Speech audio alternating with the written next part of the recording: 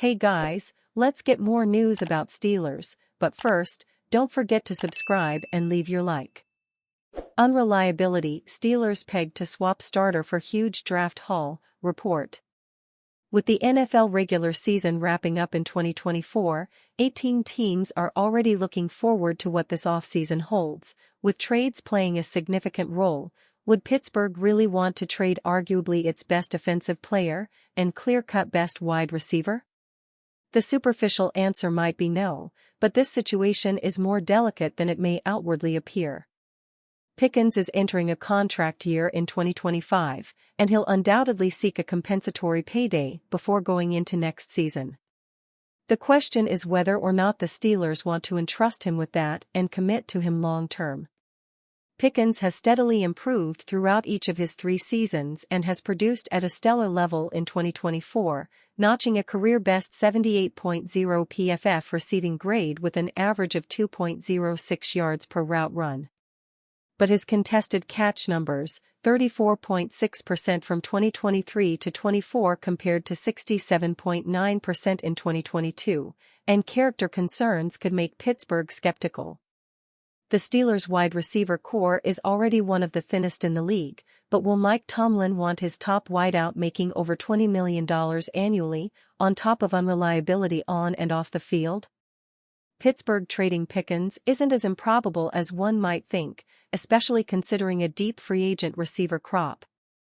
You mad, bro? Fans are either mad at the Steelers or mad at people critical of the Steelers. Pick a side. The Pittsburgh Penguins have lost 5 of 6 and are living off of loser points like the raccoons who dig through my garbage can on trash night. Actually, let's be honest. This year, for the Penguins, every night is trash night. As a result, I've gotten quite a few angry correspondences from Pens fans this week. Okay, just know this. I see you. I hear you. I acknowledge you. But not right now. We've got about 4 months to kick around the Penguins' failings before their season dies. Currently, the Steelers are in the midst of a 4-game collapse heading into the playoffs. So, please, pardon me if you mad, bro, is a little preoccupied this week. We start with an email from George and Jeanette. He is dubious of the Steelers' playoff trip to Baltimore. It's in all caps, so you know he's mad. I think the Steelers' defense is gonna need a bigger boat. Here are Sean's thoughts on the state of the Steelers. In all honesty, to me, that looks wildly optimistic. Paul is mad about George Pickens' drops versus the Bengals. Don't insult Lemus that way. Lemus Swede blocked somebody after his drops.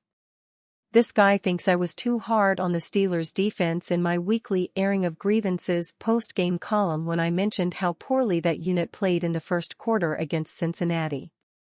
What narrative? Joe Burrow completed his first 12 passes. The Bengals' offense had the ball for over 11 minutes in the first quarter. It was 10-0 in the first quarter. I said the defense had an awful start, then it got better as the game went on. I ran a quote from Cameron Hayward expressing the same opinion. How is that a narrative?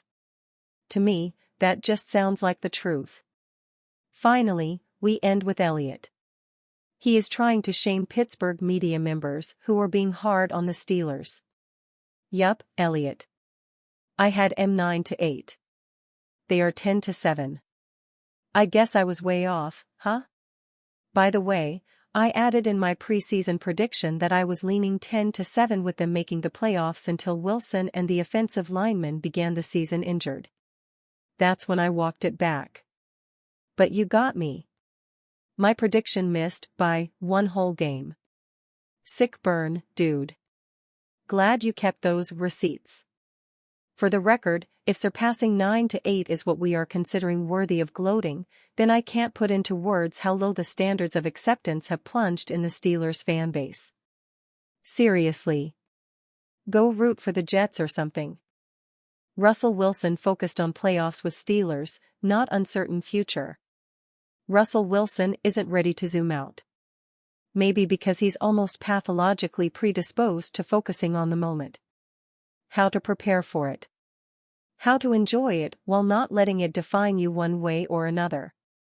The Pittsburgh Steelers quarterback used the word 16 times in 10 minutes Wednesday, leaning on it whenever he was asked about the stakes for both his team and his future heading into Saturday's visit to Baltimore in the first round of the playoffs.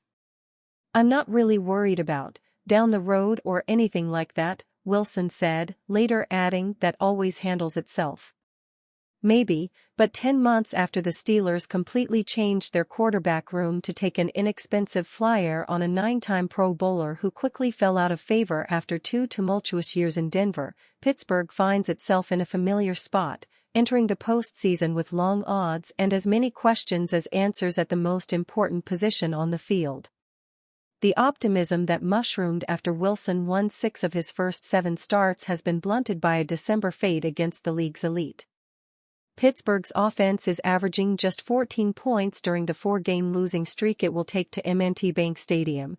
Wilson has often looked indecisive while playing behind an offensive line that has become increasingly leaky.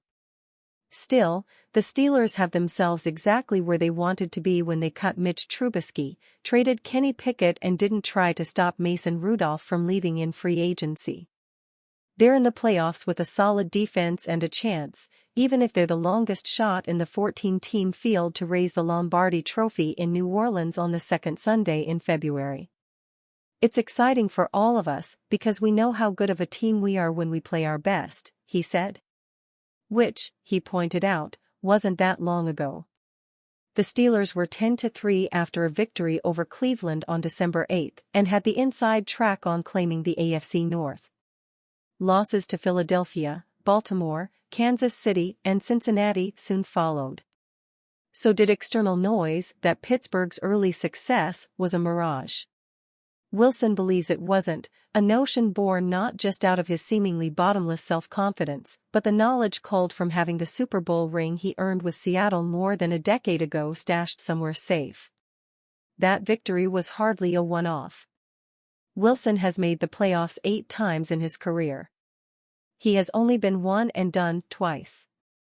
"I've been fortunate, obviously, to hold the Lombardi Trophy and everything else and do some special things in the playoffs," he said. Wilson wants to give some of his current teammates, such as perennial Pro Bowlers T.J. Watt and Minkah Fitzpatrick, whose next postseason victory will be their first, a taste of that kind of success. To do it, Wilson and offensive coordinator Arthur Smith will have to figure out a way to get back to the let Russ cook approach that reached a high point in a 44-38 win over Cincinnati on December 1, when Wilson threw for 414 yards and 3 touchdowns and appeared to be every bit a longer-term option in Pittsburgh. Now, everything is back on the table. While Wilson's production has marked a significant uptick over what Pickett, Trubisky, and Rudolph managed in 2022 and 2023, the Steelers are again starting the playoffs on the road as a massive underdog with an offense that isn't exactly striking much fear in anyone of late. The Steelers are averaging just 14 points during their skid. Wilson's hesitancy and questionable decision-making, he slid inbounds to keep the clock running and took a sack during Pittsburgh's ill-fated last-gasp drive against Cincinnati last week, have been as much an issue as a spotty running game and sometimes shaky pass protection. Yet Wilson and Smith have made it a point to not bury themselves in negativity. And you, fan? What do you think of the situation of Russell Wilson? Leave your opinion in the comments.